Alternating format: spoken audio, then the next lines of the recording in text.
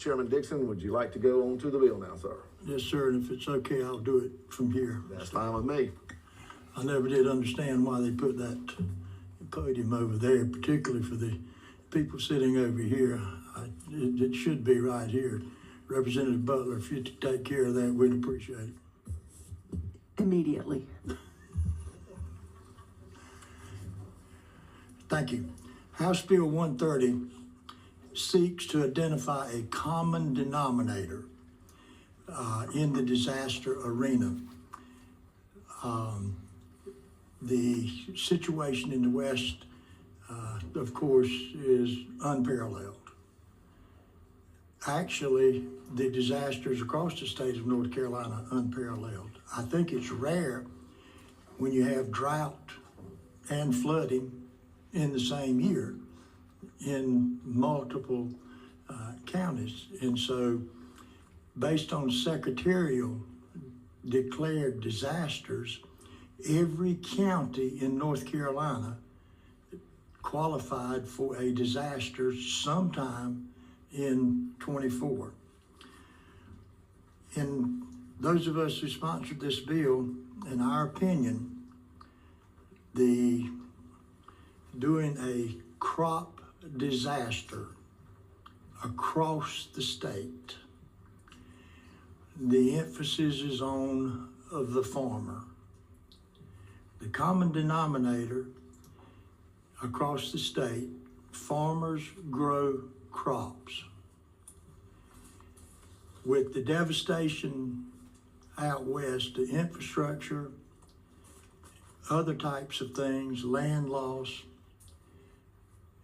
things that we haven't had a lot of experience in trying to address, that could be well, it is a complicated process, and we see what we've developed so far. This bill just addresses disaster crop loss on a per acre or per ton or per unit, not per farmer. So it really equalizes the situation. The guy in the West that has 50 acres of corn, the guy in the West that has 5,000 acres of corn,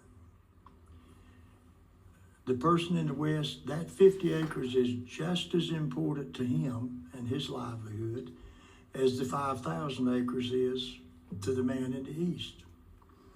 And so this is directed in the manner that we did for Fran and Floyd. That was $240 million. We have a pattern, we have a template. It will be delivered through the Department of Agriculture and Consumer Services. Commissioner Troxler has that blueprint. One of these amendments extended the date by 15 days, I believe, from 30 to 45, that a farmer, when this bill, if this bill becomes law, then there's a 45-day period that the farmer has to present his loss and request payment. $475 million sounds like a lot of money. It is a lot of money. What I want to be able to say and report to this committee and to the public when we get through, we're addressing uninsured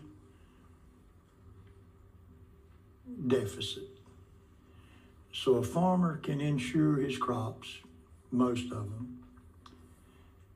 We believe that the statewide figure on corn, for example, we believe that a farmer has the ability to insure that corn crop for up to 75%, or 65 or 75%.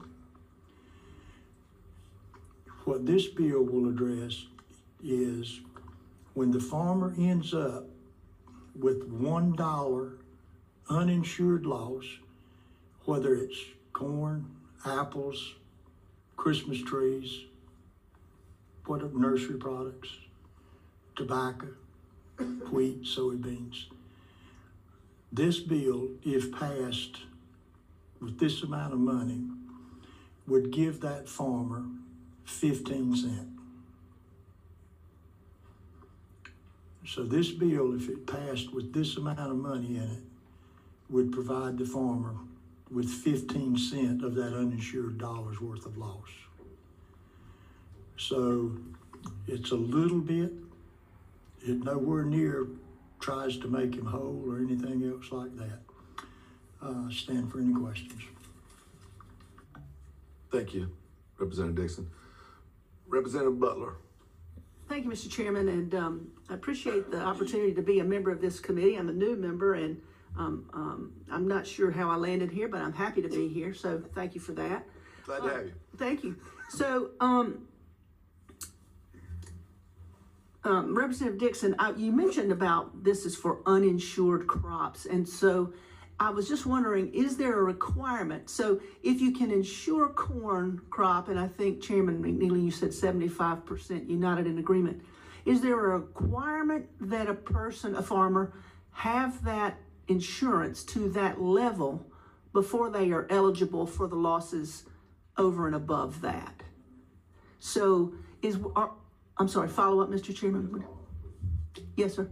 Farmer does not insure at all, then that's his uninsured loss. But it's not going to increase the amount of potential payment. Okay, so follow up. Thank you, Mr. Chair. Yep. So I'll let y'all concede to a series of questions. thank you, sir. So if I'm a farmer and I choose not to insure my crops, I don't get more insurance from this bill. I mean, I don't get more coverage from this bill. I only get access to that 25% differential, right? Yes. Okay. So I was just wanted to make sure that we weren't incentivizing people to not get insurance. Right. Thank It's you. the opposite. Yes, sir. Thank you. Representative Harrison. Thank you, Mr. Chair, and thank you, Representative Dixon, for this bill. I co-sponsored it, so I support it. I just had a couple of questions, and I apologize. I got here a couple minutes late. I might have missed this, so if I'm repeating something you've already said, forgive me. I will let y'all go to a series of questions. I appreciate that, Mr. Chair. So I am reading $110 billion in agricultural losses. Is that right? For 2024? I'm looking at the legislative findings in the beginning. Yeah, statewide, 111? yes. Statewide, yes, ma'am. Wow, that's remarkable, and that's an To interject, worst year in agriculture I've ever seen in the state of North Carolina in my 60 years. And I know I don't look it. I'm 57, really. But go ahead. wow. My question was similar to Representative Butler's.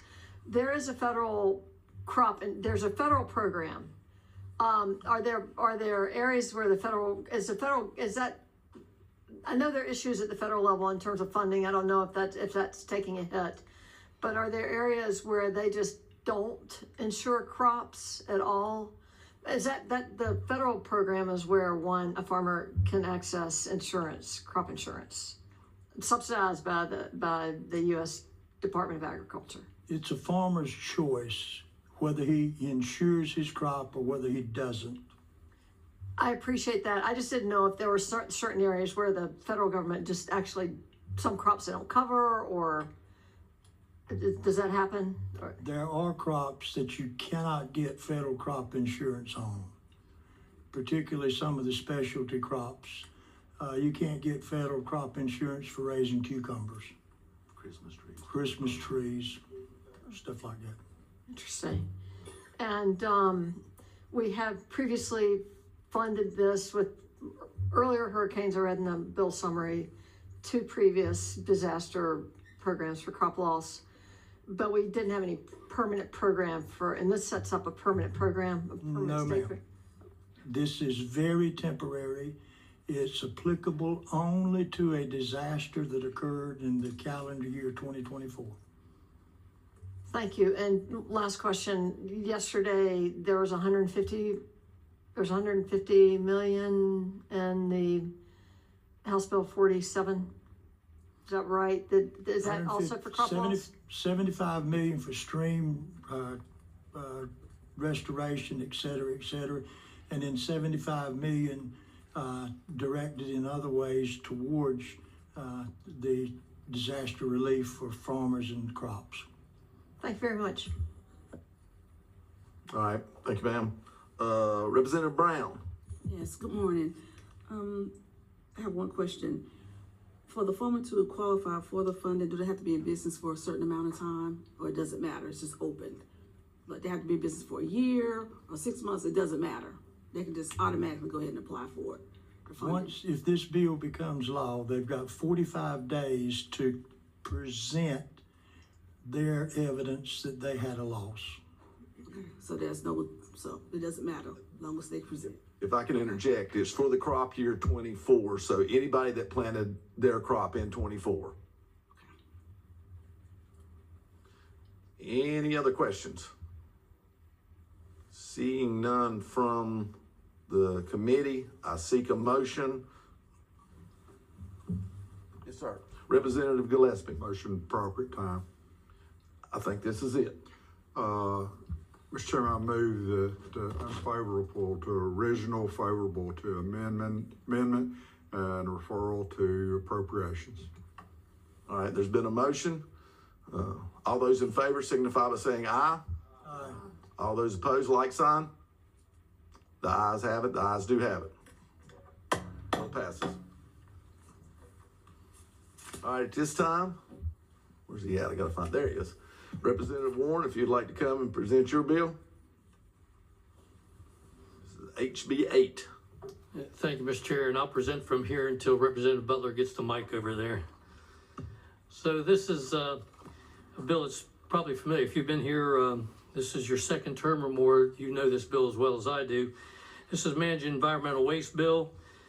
It's exactly as we passed it last year, except that the dates have changed, dates of implementation. This bill was passed by the House in 2019, a vote of 115 to Representative Kidwell.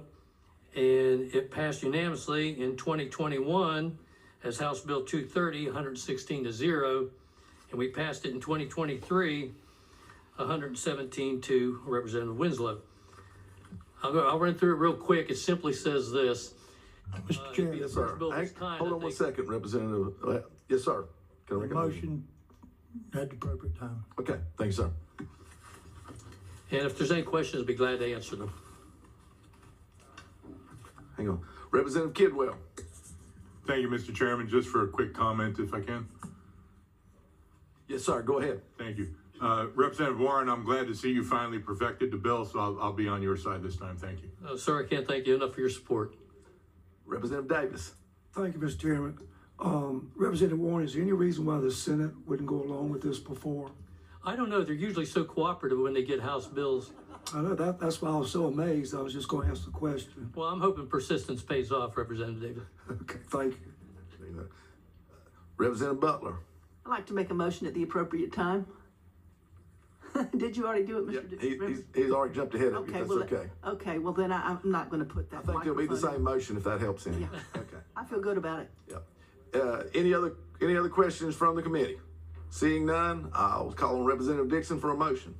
Thank you, Mr. Chair. Representative Butler and Representative Dixon move for favorable report for House Bill 8. And referral to Rules. state and local government. Oh, I saw rules. Okay. State and local All right, with government. that motion being made from the two, I hope everybody understands it. All those in favor signify by saying aye. All those opposed, like sign. Motion carries. The ayes have it. The ayes do have it. Mr. Chair, I believe it's the first time that a motion took longer than the bill presentation. I think so. I felt like you were setting a record, and you did a good job. Thank you all. All right. Now we're going to get into the meat of our committee meeting today to a point. Appreciate everybody with their bills. We're going to have a presentation today from the Department of Environmental Quality. Today we're going to provide an overview of the Division of Waste Management, which is within the North Carolina Department of Environmental Quality.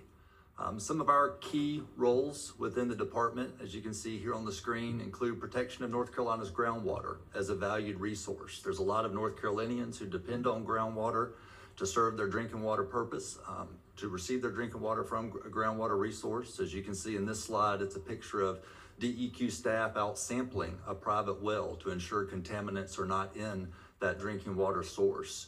Within the waste management, we also lead remediation across a lot of North Carolina. We deploy consultants, contractors to perform environmental assessment, but also to perform environmental cleanup when needed. We'll talk some more this morning about redevelopment in North Carolina. Our Brownfields program is at the tip of the spear, leading redevelopment on a lot of abandoned or underutilized properties across the state. So we'll touch on that a little more. And as a regulatory division, we do perform a host of compliance, technical assistance, and training activities, including issuing permits, attending training events, make sure our stakeholders are informed on what's required with them within the general statutes and the administrative code in North Carolina when it comes to waste management. We're also an active participant when it comes to emergency response and disaster events that unfortunately impact our state, and we'll touch on some of our responsibilities in that area. Our division's comprised of 5 key sections, as you see on this slide, everything from solid waste to hazardous waste to permitting North Carolina's gas stations through the underground storage tank program, and also Superfund and Brownfields. And we'll also touch on briefly this morning, we have a new program. The General Assembly established a solar decommissioning and financial assurance program for utility scale solar in North Carolina. And so we're very pleased to touch on that this morning as our newest program.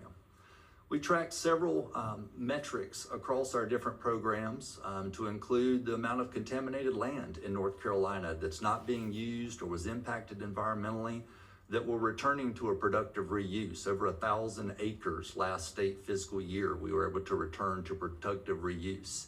The amount of capital investment coming into redeveloping properties in North Carolina, over $1.9 billion last state fiscal year came into brownfield sites that were being repurposed, redeveloped for a new use in North Carolina. As a regulatory division, we are Murphy DeManio, all 100 counties performing inspections, training events, technical assistance, as I alluded to, with almost 6,000 inspections performed last state fiscal year. And once again, sampling groundwater, ensuring North Carolinians have a safe drinking water source when they're served by private wells is a key component of our division. And over 800 properties we transitioned to a safe drinking water source, primarily through our Bernard Allen program. As we touch on a few of the programs here, just want to showcase some of the work they do across the state. This is our Brownfields program, a picture of New Belgium Brewing in Asheville, North Carolina, a site that previously hosted the Western North Carolina Livestock Arena and Market, had a landfill, several other businesses. New Belgium developed their brewery, pursued a Brownfields agreement, which is in North Carolina statute, that allows the safe reuse of environmentally impacted properties while also providing liability protection to that prospective developer that's looking to rebuild a property and start the next chapter of its particular use. We also include within our division the hazardous waste section. This is a program that receives funding from EPA to ensure the safe management of hazardous waste across North Carolina. As you can see, the example of 55-gallon drums here could be different solvents or different listed hazardous waste that have to be managed in accordance with state and federal requirements. It does include our Mercury Switch program and our resident inspector program within that particular section. Solid waste is also a large program in the Division of Waste Management. It does encompass our landfill permitting program. As you see in this picture, it's an industrial landfill in Wilmington, North Carolina, where Duke Energy has transitioned coal ash from wet impoundments to lined industrial landfills. And so this is an example of one of those landfills that we do permit across the state. Other waste streams, including domestic septage and porta-john waste, are also managed by permittees that our division issues permits to transport that material, send it for final disposal. And we also address other facility types, whether it's composting facilities or construction and demolition processors who are trying to pull out valuable materials of the waste stream so that it doesn't go for final disposal. One of our programs that deals with some of the more complex and contaminated sites in North Carolina is the Superfund program. You can see it's comprised of several different branches. This particular picture is the Ore Knob Copper Mine in Ashe County, North Carolina. So there's different contaminants at that particular site. It is on the federal national priority list for remediation. This particular program within DEQ addresses some of these more contaminated sites and the remedies we seek in order to ensure that any contaminants do not impact surrounding communities. They also work on North Carolina's Department of Defense sites. We have a large military presence in North Carolina, and this program addresses environmental assessment and remediation at those sites. And I also share that we have a group of technical staff in the Superfund program that are working on the former Pactive Evergreen plant in Canton, North Carolina, as that site is under new ownership now and transitioning to its next redevelopment stage. Our largest section within waste management is the underground storage tank program. We do permit North Carolina's gas stations that use underground storage tanks to store fuel. We also oversee releases of petroleum when unfortunately it enters the environment. And we're very appreciative of the funding the General Assembly provided in relation to Tropical Storm Helene. With the bridge loan program, we have initial checks that are going out to gas station operators that were impacted by those devastating floods in Western North Carolina that impacted everything from the gas station itself to the dispensers to the underground tanks. So a good program, providing funding for those that are trying to take those next steps in hurricane recovery. This particular slide shows a QR code for new information on our newest program, which is the Utility Scale Decommissioning and Financial Assurance Program. Session Law 2023-58 established this new program in DEQ's Division of Waste Management, who I represent, to address utility scale solar facilities. This is not backyard or rooftop solar. It's 2 megawatts and higher. The program through the session law establishes the requirements for these facilities to decommission them when they reach end of life. That could be at a 30-year mark, could be at a 40-year mark, according to solar developers, or some of these sites will potentially be repowered with more efficient and new panels. But it establishes the requirements for that program, and we're really glad to see the rules and other requirements moving forward as it becomes effective this fall. We're an active participant also in our department's PFAS strategy. Per and polyfluoral alkyl substances are one of the contaminants under the emerging compound category. We do a lot of work on this front, as a lot of parts of North Carolina do have impacts to groundwater from these compounds. So we perform a lot of sampling on this front, as we've mentioned, private well sampling, also soil sampling, addressing these compounds in the environment. And as an example of that, one of North Carolina's largest landfills is in Sampson County. It's operated by GFL. We've worked collaboratively with landfill permittees to sample for these compounds, PFAS. DEQ and the Waste Management Division have also performed work in the surrounding communities where folks have expressed concerns regarding their private wells or what contaminants may be within them. This particular slide shows DEQ's work around that landfill in Sampson County, sampling private wells, with red dots being where we are finding, unfortunately, these PFAS compounds that need action to be taken, the green dots where they're not detected, and the yellow dots where they're detected below an actionable threshold. So this is a huge scope of work for our department, definitely for the Division of Waste Management, but we're working with our permittees, other stakeholders to address this statewide. We're appreciative of the additional funding the General Assembly has provided on this front for our Bernard Allen program. It's a growing scope of work addressing PFAS, and that's the program that's performing this sampling. And as our last slide, we're working a lot in regards to Tropical Storm Helene. This is an example of a temporary debris staging site that our division approves. We've approved over 115 of these in Western North Carolina to stage vegetative debris, construction and demolition debris, other waste that we simply need to get out of the right-of-way, off of people's property, so recovery can continue. We're also working with EPA and FEMA on numerous fronts in response to Tropical Storm Helene, and we also work under an additional emergency support function for oil and hazardous substances that were released during the tropical storm. This includes everything from propane tanks to acetylene tanks to above ground fuel tanks that unfortunately floated in the extreme floodwaters that need to be recovered and sent for safe and final disposal. So with that, Mr. Chairman and committee members, thank you for the opportunity this morning. Thank you, sir. If we will, could we hold the questions to the very end, because we're on a time crunch. We want to make sure we get all the different presentations in. So please write your questions down, hold them to the very end. Thank you. Thank you.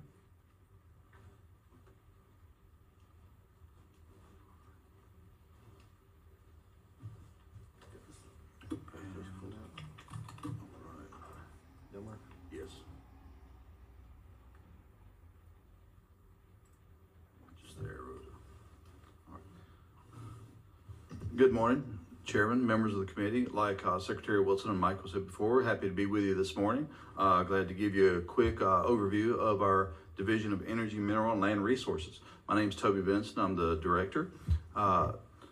Moving through, we've had a very busy year, as all of you are aware. I want to give you some quick background on our division. We're made up of 3 non-regulatory programs and 6 regulatory programs. We're going to cover those quickly and briefly.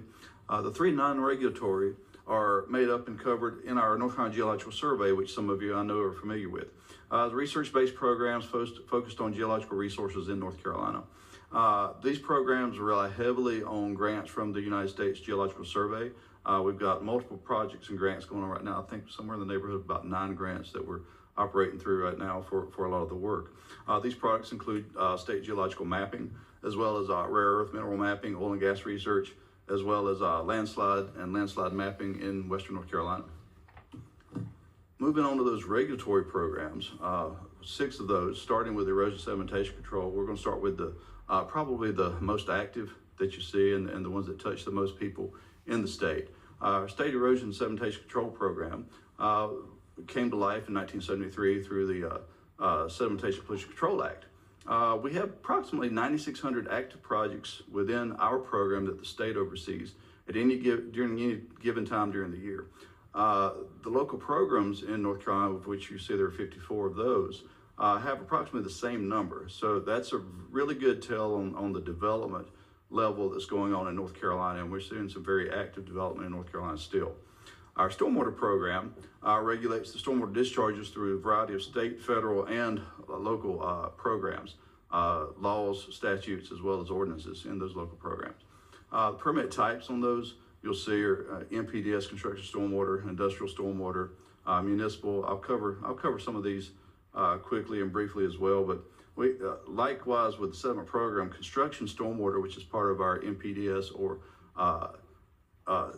part of the Clean Water Act, if you would, covers construction stormwater aspects similar and partners hand in hand with our state sediment program. They have to go together for them to work appropriately and for us to be able to have the general permits that we have approved by EPA.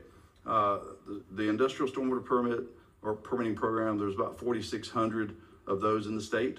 Very busy with those. And then one of our largest groups is our 18,000 post-construction stormwater permits. Those cover water quality discharges from developments on a permanent basis in those tipped in areas that require that work. Those projects are growing, they're ever growing.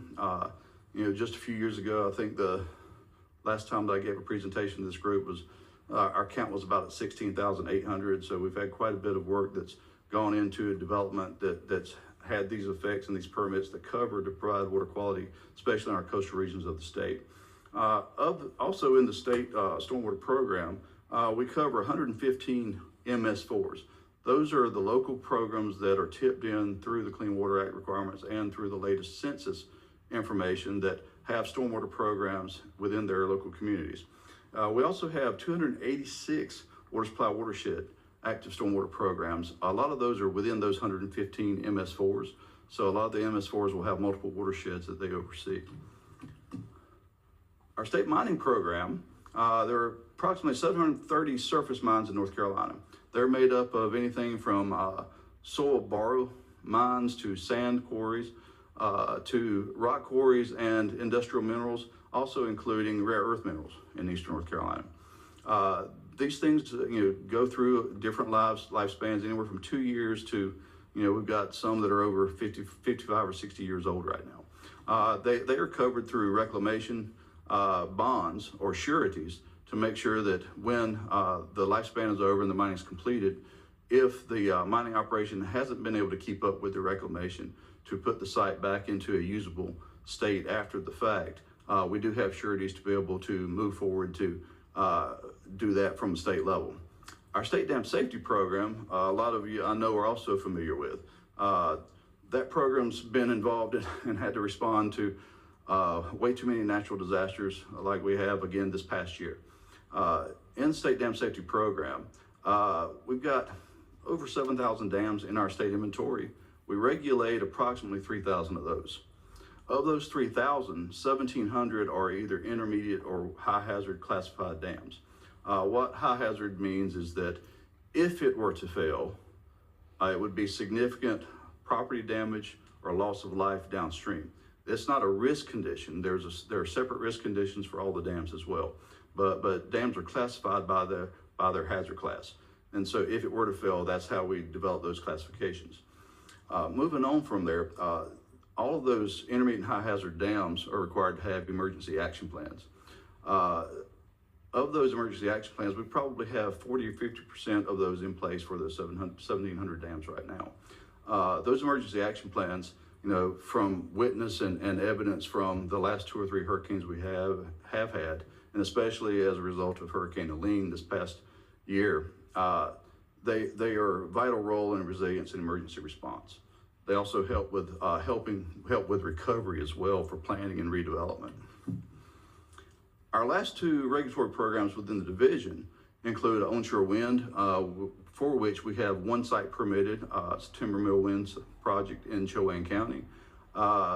It's just actually recently gone into production within the last month and a half. So we're excited to see that going and moving. We'll be inspecting it here pretty soon. Oil and gas program, we established that and actually started with rules on that in 2015. Those are all completed.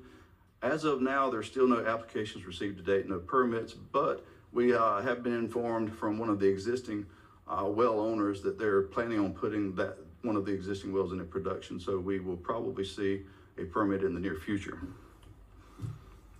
Key actions within Access DEQ. Access DEQ, some of you might be familiar with, or you may have heard us refer to it as PTP. That is our online permitting and compliance system that allows our clients to go in and look at their application, submit their application, see what the process is or where they are in the process of permitting, and allows them to communicate back and forth with us through the permitting process. Our erosion sedimentation control program has been active since November of 2023 in the new system. We're currently working with our MPDS construction stormwater permit. Some of you may have heard of us refer to that as NCG01. It's going to be going out in 2 phases, spring and summer of this year. Once that's completed in the summer of 2025, it's going to be combined with our erosion control program so that we'll have a single application process that will come in for both combined. And once it's approved, they both come out at the same time. We have some other aspects of things that we want to do to improve that as well moving forward, but that's the goal right now. We also have post-construction stormwater that's in development. It's going to be produced and put out in 2 phases in the spring and summer of this year as well. Our mining program started development, and we're looking at spring of 2026 for that to come online in the Access DEQ system. Once we complete one of the stormwater programs and get it active, we'll probably end up starting up our dam safety program to get that in the new Access DEQ system as well. Some of the key actions we wanted to sort of point out and show you as a result of Hurricane Helene within our dam safety and our North Carolina Geological Survey landslide programs. Our dam safety program has inspected over 400 dams in the Helene impacted areas since September of 2024. Of those 400 we found, 40 have had significant impact and damages, estimated at over $11 million. I am happy to say that we didn't have any complete failures, and we didn't have any loss of life from any of the damage that did occur to the dams or any of the outflow that you see. Picture that you see on your bottom left side is a picture of a partially failed emergency spillway, not on the dam itself, but in Allegheny County. That particular eroded spillway is 40 feet deep, over 40 feet wide, and over 800 feet long. So just imagine all that impact, not only to the dam and how that's going to have to be repaired, but also to the streams that received all that. What you see on the right side is the Geological Survey. When we put this slide together, all those dots that you see in Western North Carolina, that's 2,000 dots. Well, as our landslide staff have gone out and investigated the mines, they keep finding 2 or 3 more every time they look at a single landslide. They find 2 or 3 more in that general area. So our count's actually over 4,000 landslides as a result of Hurricane Helene. We have had 23 confirmed fatalities as a result of landslides in North Carolina as a result of that storm. So we're having to deal with that, and we're having to work through and investigate to make sure that we're providing plenty of information for the local governments and for the communities in those areas. Oop, let me go back a slide. One other thing I just want to cover on there is there's a significant need for updated inundation maps in our dam safety program for emergency response. And where that comes in is a need not only for our program, but for us to provide those to local and state emergency management, so they can also try to figure out and put together transportation access to and from for emergency services. When a dam goes out, those inundation maps, they not only hit homes, streams, utilities, but they also hit our transportation corridors, our bridges. So they cause damage to that, and they might, as we've seen from Hurricane Helene, when you have limited transportation capabilities due to topography and limited access to roads, it really impacts those. So in a lot of cases, we were having to drive to Georgia through Charlotte to come back up into North Carolina to be able to look at a lot of our sites. Current challenges, staffing, challenge to recruit and retain staff. As you can imagine from what I've gone through, we have some very unique programs within our division. And so we're having to compete with a lot of local governments as well as the open market for a lot of the program staff that we have. Post-construction stormwater staffing, we have limited capacity to meet the newly reduced permit review times. Our review time was cut in half this past year, so we're finding that as a challenge right now, but working through it the best we can. And on the dam side, just to make sure you're aware, make sure you know there's no funding from state or federal entities primarily for the recent storms that have removed or caused the removal or damage to a lot of our dams in North Carolina. Many dam owners were receiving a lot of inquiries from those owners to check on to see if there are any grant programs from the federal side of the government. There is one, but it's a very limited grant capability. It's only for local governments or specific nonprofits. So it's a very closed, narrow focused area for the federal side for grants for dam repair and or removal. With that, I think I met my timeline there. Again, if you have any questions, I will wait till the end to take those, but with that, I'll introduce Shadi Escaf. Actually, I think in talking, we're gonna, if it works for our two next speakers to come next week to Ag, because I'm afraid we're gonna run out of time. We're pushing towards the 12 o'clock hour, and I don't think we can get two more in. Is that okay? Are y'all good with that? Okay, all right. I apologize, but it's just, y'all are a big department and there's a lot to digest, and we want a little bit of time to ask some questions while it's fresh on everybody's mind, if that's okay. Is that fine? All right. At this time, take some questions. Representative Harrison. Thank you, Mr. Chair. And I think Michael Scott, Waste Management, I appreciate your presentation. I appreciate your good work. I wanted to ask, do you all regulate biosolid application? Does your division? Yeah, thank you for the question. It's actually the Division of Water Resources. We implement North Carolina's septage program, which has a component of land application, domestic septic tank waste from residential septic tanks, but it's not the biosolids program. That's Water Resources. I'll wait for next week. And my second question was to Mr. Vinson. Go ahead. You're getting a series of questions. Okay, Mr. Vinson, you all handle landslide mapping. Yes, ma'am. Do you have adequate resources? I know we stopped the funding of it and then we restarted the funding. Are we good on the landslide mapping? Thank you. Well, I'll leave that to Emma and Grace to handle with you with future communications, but we are in severe challenge right now with the additional efforts that the hurricane has thrown on us. The maps or the counties that we have already mapped are going to have to be remapped completely because of all the additional landslides that we have. So we've not even gotten through all of our western counties for mapping yet, and the storm basically cut us off to start over in a lot of these impacted areas. Thank you, ma'am. Representative Jeffers. Thank you, Mr. Chairman. My question is for the first gentleman that Representative Harrison called up. It's around the solar farms and the decommissioning fee.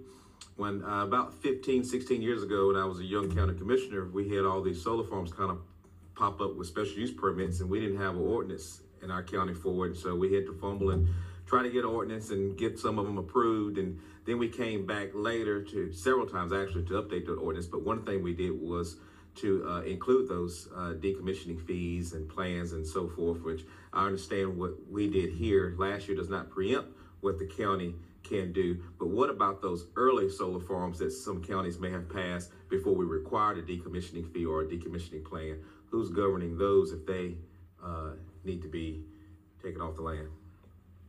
Yeah, thank you for the question. The specifics of the legislation, as you indicate, it's important to have a decommissioning plan, meaning a plan for how that solar facility will be transitioned if it's no longer generating power, or if the property owner decides they no longer want to enter into the lease agreement. A lot of these sites in North Carolina are owned by folks who enter into a lease agreement with the solar developers, as I'm sure you're aware. So the specifics of the session law don't put the financial assurance requirement on anything but the new facilities. Pre-existing facilities, like what you're alluding to, still have to register with the department, meet certain requirements under the session law, but they don't have to meet the financial assurance requirement as new facilities do. So that is an important distinction. Hopefully that answers your question. Thank you. Representative Dixon. Thank you, Mr. Chair. And a follow-up to that. Is there, why could we not go back and capture those? Yeah, thank you for the question. The specifics of the session law, discussed point forward new facilities versus existing facilities. I don't think it's an issue that they can't necessarily be captured. It was the specifics of the legislation and the requirements that everybody had to notify DEQ if they were utility scale solar. They had to establish decommissioning plans, meaning the approach to take that facility out of production when it reaches its end of life. But securing the financial assurance piece was differentiated between existing and new facilities. So, obviously, if that's something that needs to be discussed at the state level, we're willing to contribute, with that conversation. We were following what was laid out in SL 2023-58. Chair concedes to a series of questions, I assume.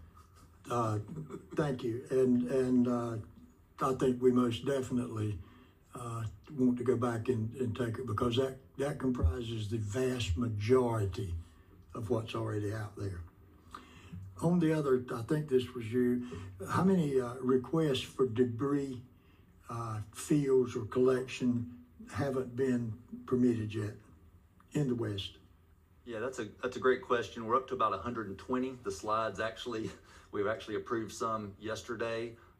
Mr. Chairman, if you don't mind, if I could call on a colleague. You can. Yeah, so we have our section chief, Jason Watkins. It's not many that have not been approved that I can recall, but he may be able to help us fill that specifically, if that's okay. Mr. Watson, go ahead and speak, sir. Thank you, Chairman. I'm Jason Watkins, Solid Waste Section Chief of Division of Waste Management.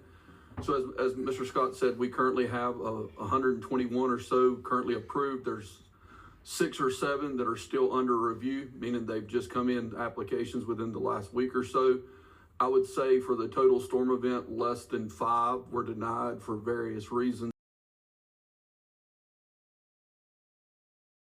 Back off by the local government or some other reason, but less than 5 were probably quote unquote denied. But there are still about 5 or 6 currently in review as well. Thank you, sir. Any more questions? Representative Penny. Thank you, Mr. Chair. This also is a question for Michael Scott. You talked about PFAS, but something I noticed you did not mention that's very concerning is 1,4-dioxane, or suspected carcinogen that's being dumped into the Haw River by Burlington and Greensboro, and the Haw and the Deep come together and form the Cape Fear. And I'm a representative in Harney County, and we treat up to 48 million gallons of water a day. So we've got a tremendous concern about 1,4-dioxane. Could you speak to that? Yes, thank you for the question, and I'm glad you brought that up. Our department is working actively on 1,4-dioxane. It's an important issue in our state. I will say that Director Rogers is leading a lot of that charge in the Division of Water Resources, as they really had the primary oversight of the Cape Fear River, the Haw that you're referring to. I will say on 1,4-dioxane, our division is requiring testing for that contaminant. It's not something that's not on our radar, but I'm sure you may hear more of it touched on next week or when the Division of Water Resources is scheduled for that update. But we are requiring our facilities to sample for it.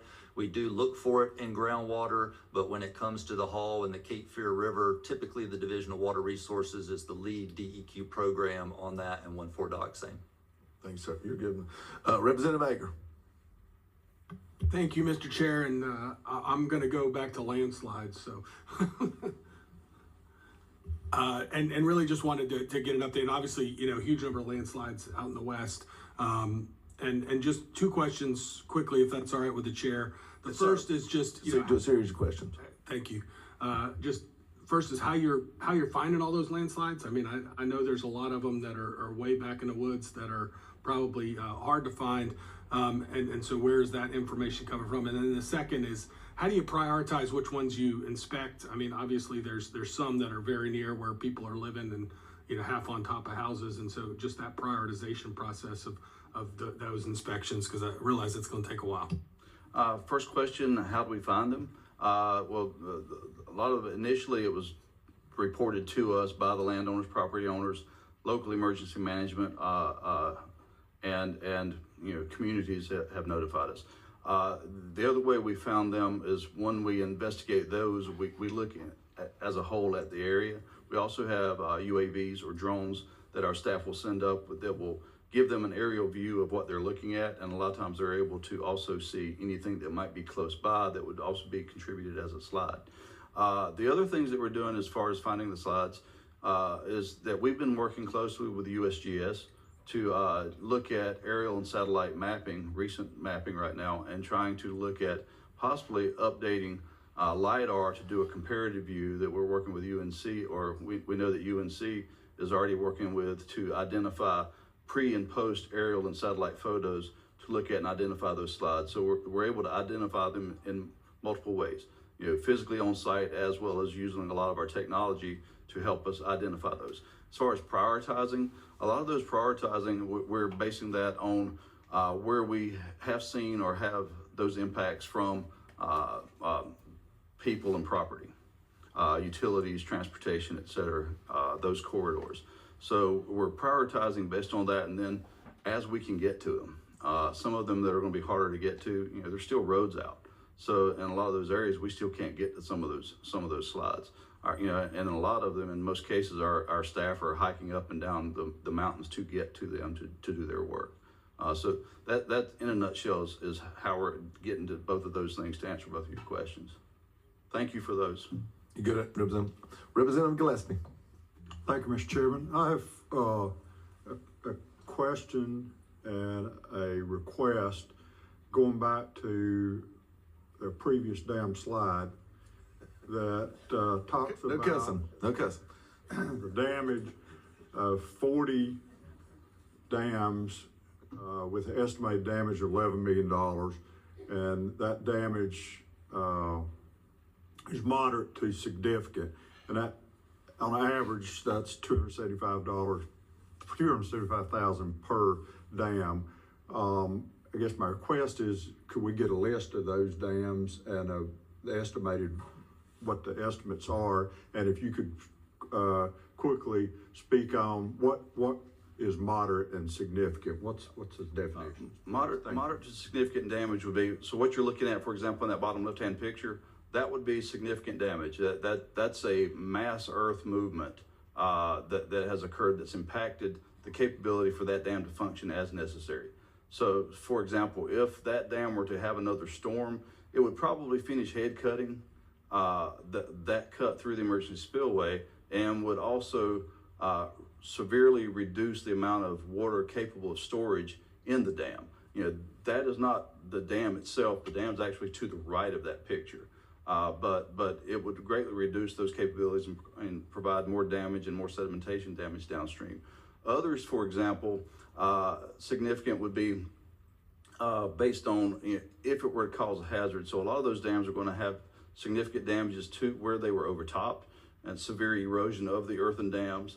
For example, one of the cases would be with Lake Lure. Water went around and through part of the left side beyond the dam, through the rock crevices, and over top part of it washed out some of the road, but also impacted the abutment severely. So we've got a couple, probably 2 or 3 of the dams by themselves are probably going to account for 2 or 3 million in that estimated damage portfolio, and then the other 7 or 8 million will make up the rest of those other 37 dams that received moderate to significant damage. A lot of that's also going to be based on the size of the dam itself. Chair concedes to a series of questions. Just follow up, can we get a list? That list? Yes, sir. We provided that to a couple other groups already, so we'll work through Emma and Grace to get that to you. Thank you, Mr. Chair. Chair actually has a question. So we're looking at 40 dams here. We've got $11 million over, and we're talking about 400 dams affected up there.